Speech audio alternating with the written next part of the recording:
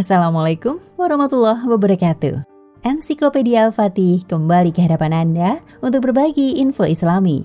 Semoga menginspirasi aktivitas Anda hari ini. Dan jangan lupa klik tombol subscribe dan aktifkan notifikasi tombol lonceng agar tidak tertinggal berita terbaru dari Ensiklopedia Al-Fatih.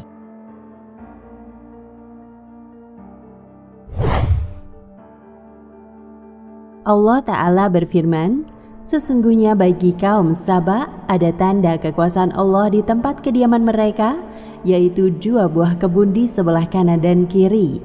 Kepada mereka dikatakan, makanlah olehmu dari rejeki yang dianugerahkan Tuhanmu dan bersyukurlah kamu kepadanya. Negerimu adalah negeri yang baik dan Tuhanmu adalah Tuhan yang Maha Pengampun. Tetapi mereka berpaling, maka kami datangkan kepada mereka banjir yang besar. Dan kami ganti kedua kebun mereka dengan 2 kebun yang ditumbuhi pohon-pohon yang berbuah pahit, pohon asal, dan sedikit dari pohon sider.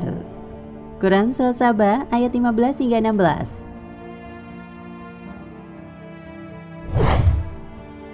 Nah, siapakah kaum Saba itu?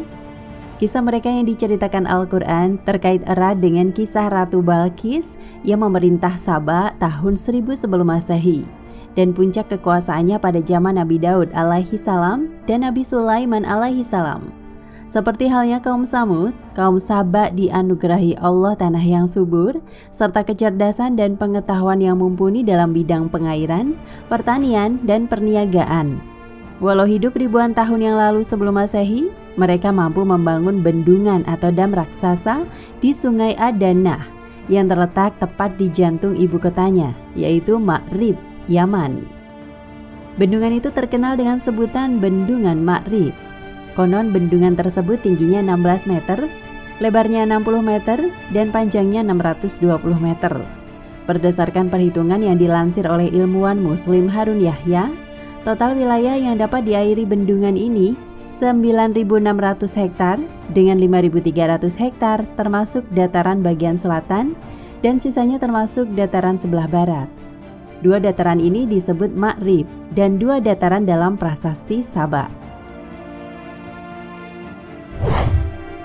Ungkapan dalam Al-Quran, surat Saba ayat 15 di atas, 2 buah kebun di sisi kiri dan kanan, menunjukkan kebun-kebun dan kebun anggur yang mengesankan di kedua lembah ini. Berkat bendungan ini dan sistem pengairannya, daerah ini menjadi terkenal sebagai kawasan berpengairan terbaik dan paling menghasilkan di Yaman. Di samping hasil pertanian, angkatan bersenjata kaum Saba pun luar biasa kuat. Seperti ungkapan para komandan tentara Saba kepada Ratu Balqis yang diceritakan dalam Al-Quran. Kita adalah orang-orang yang memiliki kekuatan dan keberanian yang luar biasa dalam peperangan. Dan keputusan berada di tangan Baginda Ratu, maka pertimbangkanlah apa yang akan Baginda Ratu perintahkan. Quran Surat An-Naml ayat 33. Dengan kebudayaan dan militernya yang maju, negeri Saba jelas merupakan salah satu negeri adidaya kala itu. Sayangnya keimanan mereka terhadap akidah tauhid tidak bertahan lama.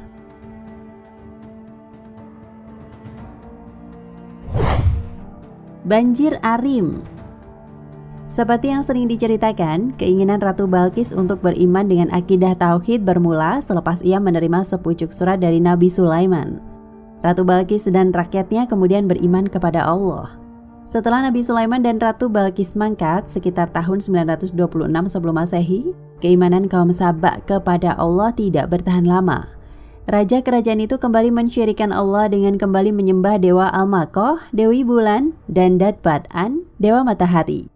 Raja mereka pun menganggap dirinya sebagai wakil Al-Makoh yang wajib disembah oleh seluruh rakyat. Kemudian mereka membangun kuil dan peninggalan kuil itu masih ada di beberapa wilayah di Yaman hingga hari ini.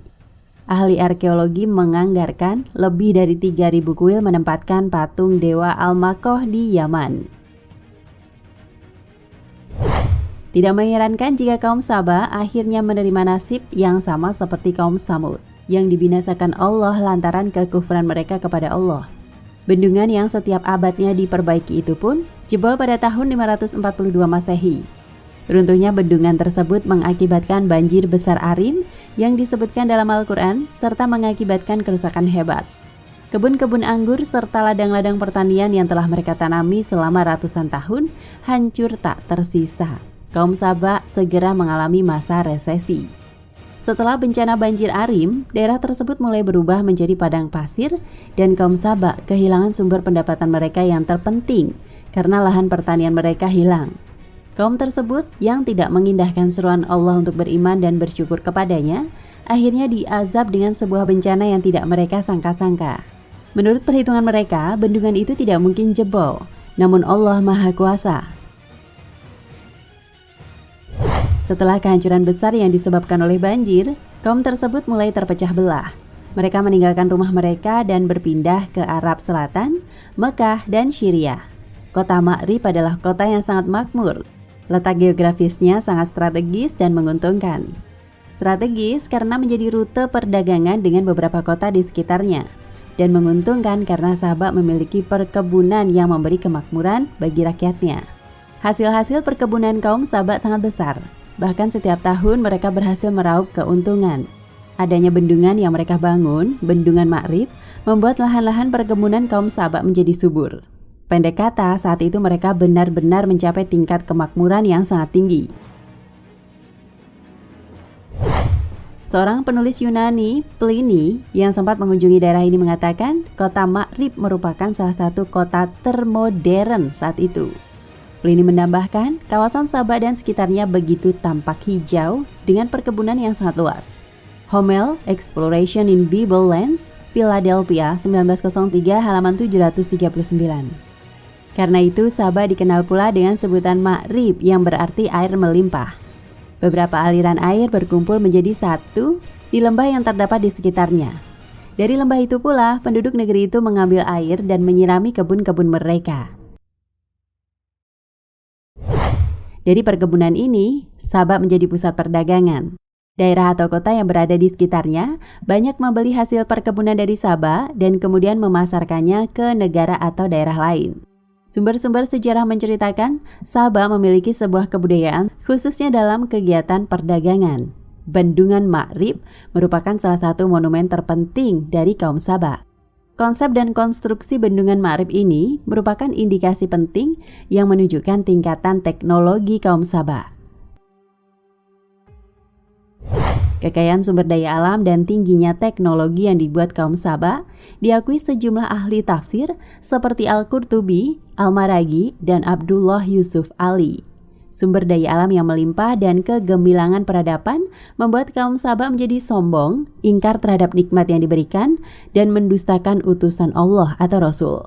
Atas perbuatan ini, Allah pun menimpakan azab berupa banjir besar akibat jebolnya Bendungan Ma'rib yang mewah itu.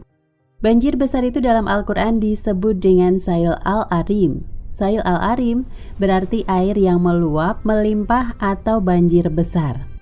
Menurut ahli sejarah, banjir itu terjadi sekitar tahun 1200 Masehi atau 2 abad setelah zaman Ratu Balqis. Wallahu a'lam bishawab. Nah, pemirsa Ensiklopedia Al-Fatih, sampai di sini perjumpaan kita kali ini. Semoga menginspirasi.